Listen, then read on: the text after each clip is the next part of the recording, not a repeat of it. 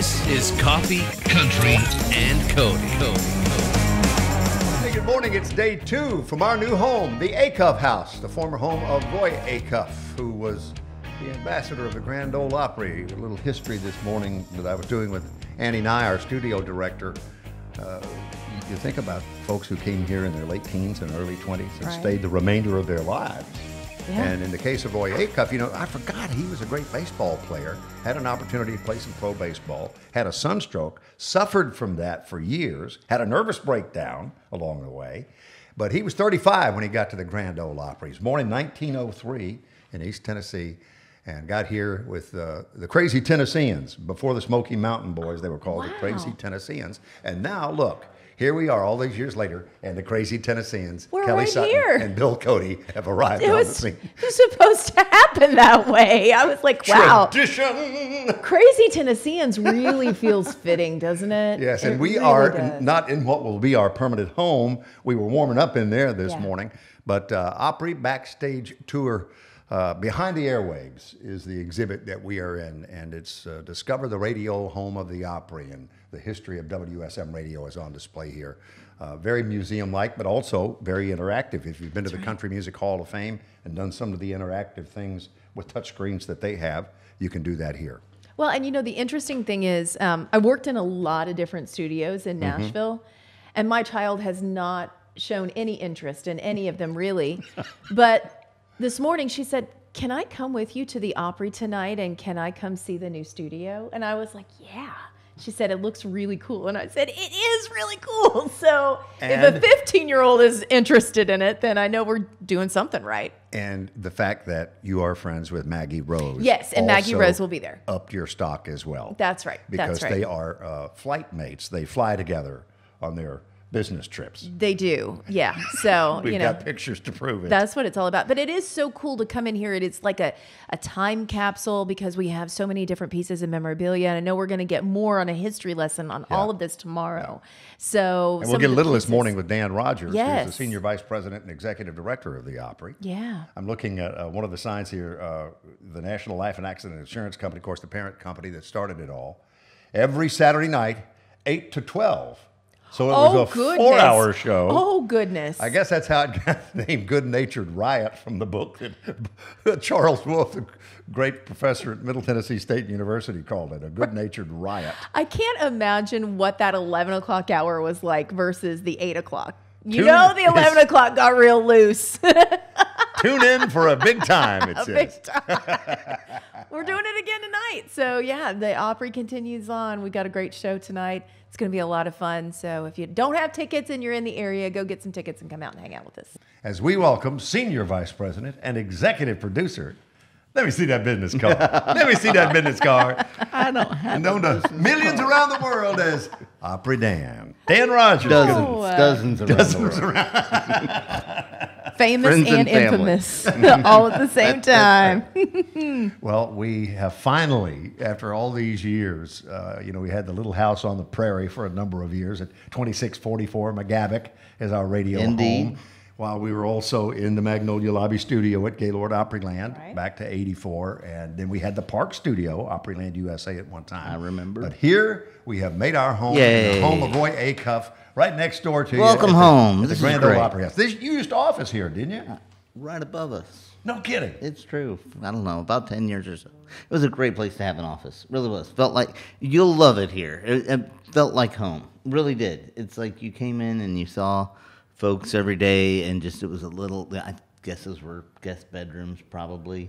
And it just felt like, you'd left home to come spend the day at another home. It's great. Well, tell us some of the history of this, because it's been a multitude of things. It was Roy's house, and then after that, did it become offices immediately, or? I don't know how quickly it was. It was offices when I came to the Opry in 98, so certainly not too terribly long after Mr. Acuff passed. There's some great shots of him here, and I was, and you were too, Mr. Cody, fortunate enough to just interact with people who would have worked with him in the day, and you heard the stories of them walking him back here, and then maybe getting a drink or something or what have you. And by the time they got back to the Opry House, he'd be back there just because he wasn't ready to, turn in for the night yet. Yeah. So he'd be wandering the halls. And just folks in the office would say they'd look up and there was the king of country music, spilling coffee somewhere. It was the same way early morning in the park for people. Robert Earl Keen famously told the story of his wife Kathleen talking to this kind gentleman in the early mornings for the longest. Awesome. And one of her bosses came up and said, "What were you doing talking to him?" She said, "Well, we just drink coffee and chat in the morning." He said, "That's Mr. Roy Acuff." She didn't have a clue who he was. Aww. Well, you're gonna love it in this space, and I love that I walked over here from my office this morning. Took all of 2 minutes, so this is going to be great. Artists are going to love it too. Yeah, And they are. I don't think people realize just how sprawling the Opryland complex is. And so, though we're on the same complex, we're not necessarily that close to each other, haven't been through the years, but now that's all changed. Yeah, every time someone says, "Can you send directions?" We have the attachment that we attach and hit send and think, "Oh, good luck." Yeah. We had to do a Be video. blessed, be blessed. We had to do a video to show people where to park when we were still in the hotel. So Not here. now This is so easy. it's going to be a Gonna lot be great. easier. Yeah. And let's share a little history of the position you're in, because I know that Sally Williams and Pete Fisher were in that position, Hal Durham, Bob Whitaker, people that I actually got to know a little bit along the way. But there were many in the 100-year history of WSM and the Grand Ole Opry. And Annie, our studio director, Annie and I found that picture of you when you were how old, standing on the Opry stage? I think 5. I think I just turned 5. Oh my goodness. Were you guys here just for fun? What was we, happening? Came through. Look at you. Oh, no. Oh my goodness. That's perfect. It was Christmas vacation, and Yeah. we were heading back through on our way back to Xenia, Illinois, and we stopped at the Grand Ole Opry, and then I think we must have gotten up the next morning and come back and taken a tour. I remember that. I don't remember like standing on stage like that, but I remember my dad. Who's still around, by the way. Yeah, how's he Still doing? around. He's great. We love him. We do. I sat on his shoulders behind the announcer stand so that I could see over the announcer stand, and somewhere we have that photo too. It's this part of me over the announcer stand. Do you remember some of the acts who were here? The that you one saw? thing I remember, and I remember lots of things in the next time we came to the Opry, and I've had the pleasure of telling her this. The one thing I remember about our first trip to the Opry is Dolly Parton being introduced. And I remember her walking out there. Yeah. And she had this green pantsuit on, and the ovation must have been so huge that stuck with me. Yeah. Or maybe I knew I really liked the song or what have you, but I remember that name being announced and her walking out there and just thinking, "Wow, this is cool." Did Core you see the memory. Annie found a picture of Roy, and I think it was right out front of Roy and Dolly, just in a moment, just I love it. off-stage moment in time, catching up, and Reba, and so many more. And Les Leverett, I would be remiss not to mention that name, dear friend to both of Yeah. us, whose exhibit, during some of the rotating exhibits that have been in here, Famous Friends, 90s Country, but his photography exhibit, he took all those golden age pictures of the Grand Ole Opry, correct? And that's right. And those were housed in here about probably 8 years ago, something like that. And that was one of this job, as you in your jobs, are so much fun, and it does feel like you make an impact day after day over the course of time on country music. But then you also get those joys that so few people have. One was spending quality time with that guy who had seen and done it all, had seen everything from backstage fights to people being surprised by an Opry invitation back before that was really a thing and he really tried to surprise people. So that was just always fun. Anytime we would take him to lunch, it was just reminding ourselves to try not to say anything, just ask him a question and let him go. So it's fun. That's amazing. And especially the Tex Ritter stories. Those are the best. And in the story of Bill Anderson, having his drummer play a little bit of a horn solo intro on a song before horns were allowed at the Opry. And he said as soon as it happened, he realized he had not asked for permission. And he looked over side stage as he was coming off. And Acuff, he had that pose with his arms folded that's famous in a lot of pictures. And he thought, I'll just go ahead and take my medicine. Yeah. So he walked over and said, I hope it was okay. I forgot to ask permission that I used that horn on the intro to that song. And he said, Roy went, let's not let it happen again. And never addressed him. Never just kept looking forward. That's funny. So some people have said that to me. I've said it to some people. I was going to say, yeah, there have been a few probably. the phrase that pays at the Grand Ole Exactly. Opry. As we sit here in the home of Roy Acuff, making our own history with Kelly Sutton and the Senior Vice President and Executive Producer at the Grand Ole Opry, my pal Dan Rogers. How long you been here now? How many years? 26 years. 26, wow. I think. Yep. I knew I was here when you got. I'm kind of like little Jimmy Dickens. I came with the There furniture. you go. So what is that? How many years before you? About 3.5, 4 years, something like that. Wow, that's amazing. All right, we're headed to More coffee, country, and Cody is on WSM. Hang on, Brothers Osborne on the way. We're going back to the stage of the Grand Ole Opry as we join you from our new home at the Acuff House on the Opry Plaza. So when you come in to see Jelly Roll on a given night at the Grand Ole Opry, as you make your way up to the entrance to the Opry House, just look to your left, and that's us, WSM Radio, and we're in our museum portion of the new studio, and the next couple of days make that transition to our permanent studio home, Kelly. It's great because we get to have a first in the building, and then we'll get to have a first in the studio. Oh, guess what I did for the first time? Yeah, what? Eric Marcum took me in a crawl space this morning. Why? Yeah, Why? because I wanted to go. He said, hey, you want to see it? I said, yeah. What? Okay. But you don't have to crawl. You can walk. Oh, well, now you didn't say that part. You said crawl space. It depends on how far you go in. There is a point where you have to crawl.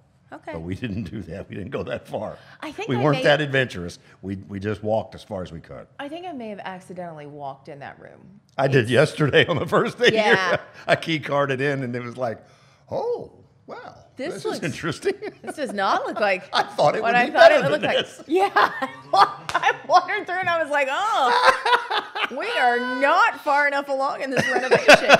I did that. This was like a couple weeks ago. I opened that door and I Look went, at that ductwork. I mean to tell you. oh, wow.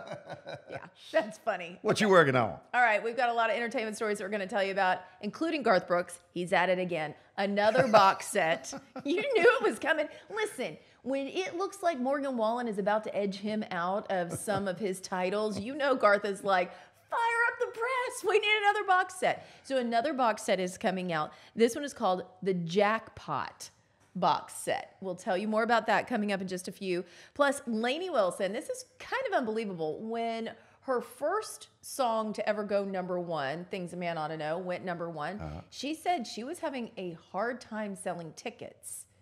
And I'm like, wow, yeah, I guess we think about it right now, she's red hot, right?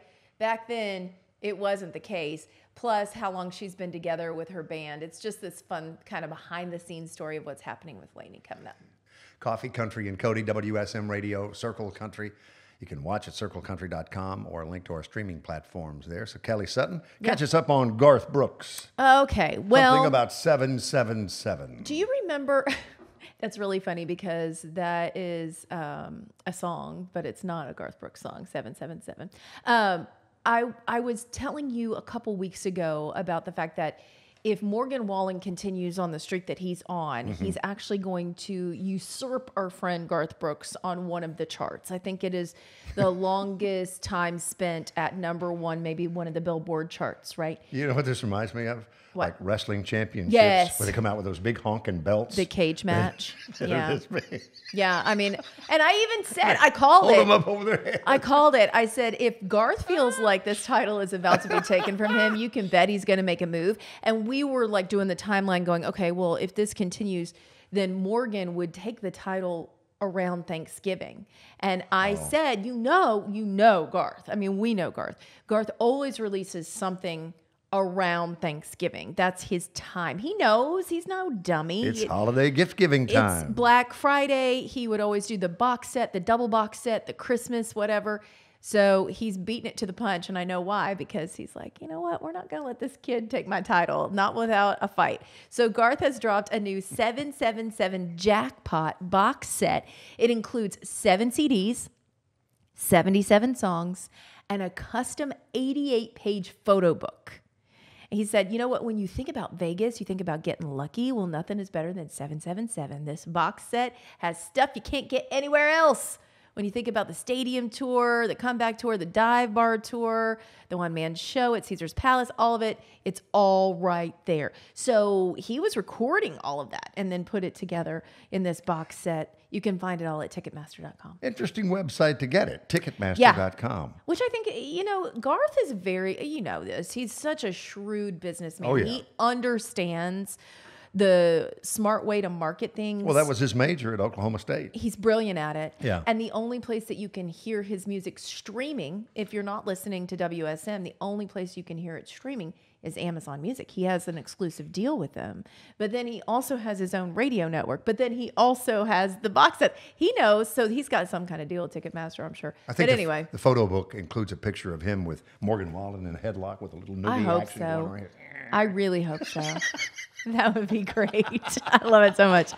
Okay, so if you were listening and you were watching CMA Music Festival, there was a really fun moment, and I was lucky enough that I was on the side of the stage watching it happen. Good for you. I look out and I'm like, what? Who's John Party bringing out on stage right now? He was bringing out Clint Black.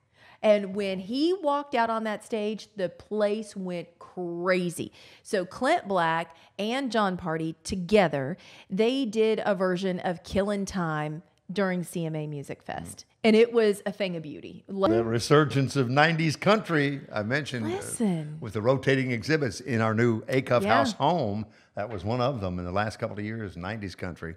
It is back. It is on. And John Party, I mean, he knows it all. Yes, he does. Top to bottom. It was so fun to see them together, and I love the fact that they've done the studio version of it. So hopefully we're going to get more of those little glimpses where we're going to see some of our favorites from the 90s pairing up with somebody from today, going in the studio and recutting something. Love it. Well, let's talk about Lainey Wilson. Hotter than a firecracker. She is on top of the world. Entertainer of the Year for the CMA and ACM. She's about to win the Triple Crown Award from ACM's, but the ACM honors, because she was the new Female Artist of the Year, Female Artist of the Year, and Entertainer of the Year. You have to get all 3 of those to get the Triple Crown. So she's going to get that coming up August 21st at the Ryman with ACM Honors. But let's go back. Let's take it back. When she finally got a #1 hit in 2021 with Things a Man Ought to Know, she said she was still really struggling to sell tickets. Even though she had a #1 hit on the radio, she wasn't filling up the rooms at all. But it did not deter her. And she also has kept the same crew around her from the very beginning. Here's what she had to say about her crew. Me and this crew up here on the stage, we've been together for a long time. We started in a flatbed F-250 truck, and we would strap the equipment down to the back. And I mean, we went from a crew, like 2 years ago, we had a crew, I think, of 5 people, and our team is growing every single day, but we've got a lot of good people out on the road with us. All right, we're getting that new album August 23rd. It's called Whirlwind, which is her life. Aptly titled. And her new single, Hang Tight Honey, is going to be on that. So we can't wait to get the new stuff from our friend Lainey Wilson.